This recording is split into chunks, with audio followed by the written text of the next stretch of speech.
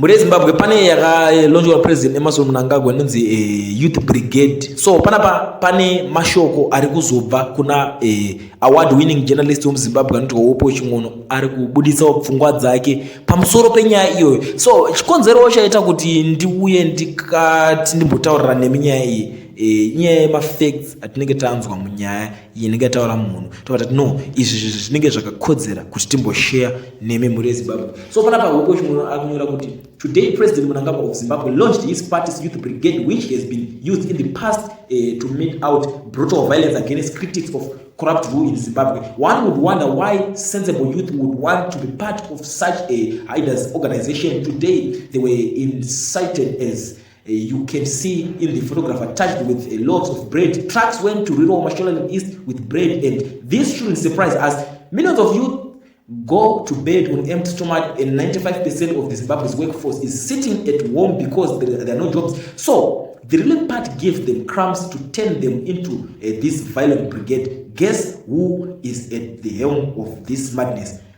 Olympian gold medalist and Mnangagwa sports minister, the incompetent Kest Coventry. She is so deeply embedded in ZANU-PF that she even grabbed a farm too. So while their kids are living in luxury from stolen public funds in Europe, America and Dubai, they are conscripting yours to wear the hiders green uniforms to beat up their critics.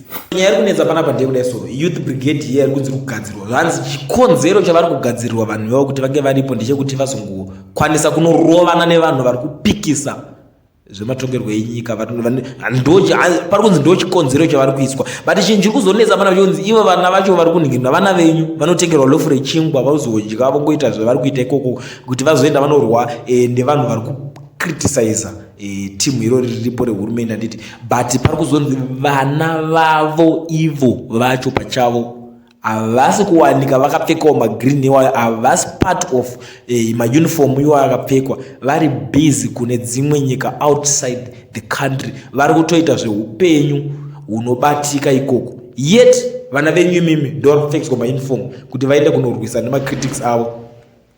In short, pari kunzi vana venyu vari kushandiswa kuita zvisina basa, vavo vana vachitogadzira ramangwana revana vevana vavo. Generational wealth ndo mamirira zvakaita meno muri Zimbabwe. Muri kuonawo sei nyaya iyi yauya iri kutaurwa panapa. Inini ndakaitarisa inobata kwazvo, inotorwadza, asi ameno Zimbabwe yacho ndoko iri kuenda. Ameno imi muri kuonawo sei.